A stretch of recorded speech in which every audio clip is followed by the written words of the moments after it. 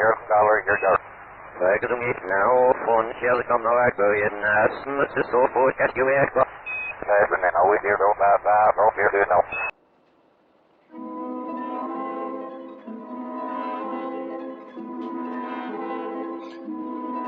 There is a fifth dimension, beyond that which is known to man. It is as vast as space and as timeless as infinity. It is a middle ground between light and shadow, between science and superstition.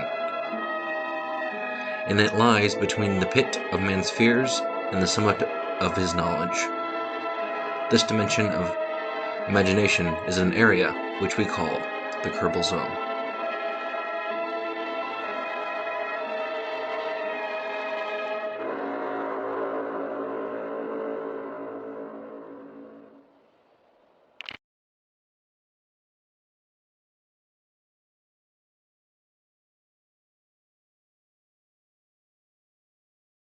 In this room are the men and women of our tale.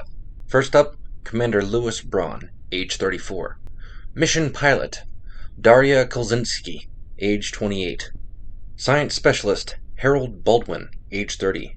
Mission Engineer, Harry Cukes, age 32. Little do they know that the mission they are about to be sent on will make a pit stop in the Kerbal Zone. Why are we here? Harry, if you ever stopped talking, you would know. Thank you all for coming. As you can see on the table, I am trying to brief you on the ship you will be commanding. That's great and all, boss, but none of us have ever been to space before, except for Louis. There is a reason for that. We have detected techno-signatures, faint techno-signatures, at a star system about 10 light-years away, and you want us to investigate. Yes. The ship you are seeing on the table is a radio frequency boosted NTR. Using radio waves, it post-heats the exhaust to speed it up more, and the ship only weighs about 15 tons, meaning it can get up to about a third the speed of light. Neat. When do we leave? In about a year. That long? Bummer. We're all set to go up here, just putting Harry in his metabolic chamber now. What a neat device. We can just sleep the whole way there. You boys on the ground sure that the computer can get us all the way there? Affirmative. Now get sleep so we can initiate the burn. Roger.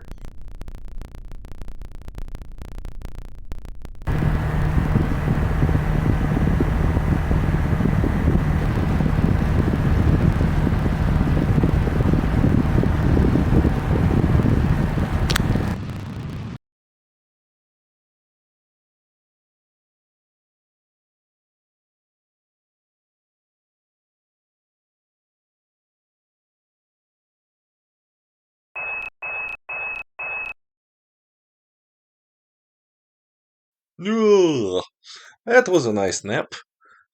You slept for 30 years. Did I? Hadn't noticed. That's not a blip on the gravity readings. Anyway, the landing site of the surface return vehicle is pinged from the northern region up there. Not a lot of lights there, but most of the light seems to be incandescent, so maybe early 20th level development. Should be able to pinpoint the exact coordinates using radar data we recovered from the past 20 years of polar orbit observations. My grandkids are going to have grandkids of their own grandkids by the time I get back. Yikes. Though it is odd. It should have activated the first time when our radar beam hit us. Oh well, that'll be for the eggheads back home to figure out what went wrong. Darya, Harry, be safe down there. Oh, don't worry. I can run faster than Harry. Ha ha, not funny. Let's go. Ha ha ha. Copy that. We'll be up here sleeping waiting for you.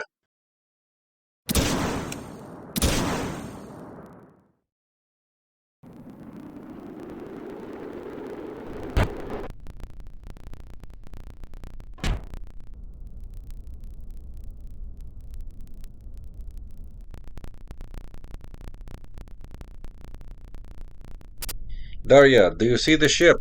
No. It must be inside one of these big buildings. I'll go check it out. Hey, taste the novice. I'm hit. Run, Darya, run!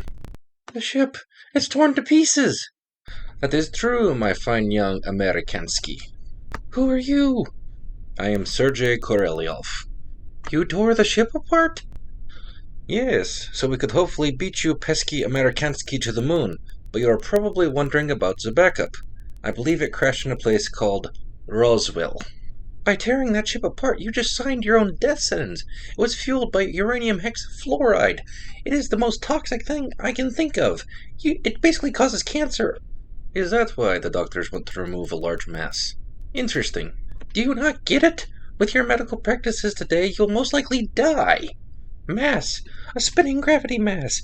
If we encountered a black hole or a neutron star spinning fast enough, it could have accelerated our local time frame and caused us to go back in time. You dying is going to cause the whole timeline to mess up. The CCP will never reach the moon before the Americans, which means this whole space race will never happen. And that means none of this ever happened. What? Yes, this mission is one of two timelines, one of hope through scientific brinkmanship, and the other one destroyed by the previous. So if you ever hear an odd beep on your radio, it's just the mission that made your reality by getting trapped in the Kerbal Zone.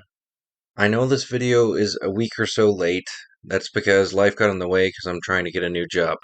And I personally have a list of people I want to thank for being inspiration for this video. First off on the list is Grigory Kuznetsov, whose original username was Harry Cukes, hence one of the characters being named Harry Cukes. I also want to thank Science and Futurism with Isaac Arthur for providing the inspiration for the time travel part of this episode. I also want to thank Scott Manley for introducing me to some of the more interesting concepts in Kerbal Space Program. And finally, but definitely not least, I want to thank Rebecca Parham of Let Me Explain Studios for providing inspiration to animate the mouths by her characters not actually having mouths. All these are great channels to go check out, so please check them out and just tell them I sent you. If you enjoyed this video, please like, subscribe, and share your thoughts in the comments below. I will not see you for probably a year, because I'm going to be working on getting a new job. I am the astronaut.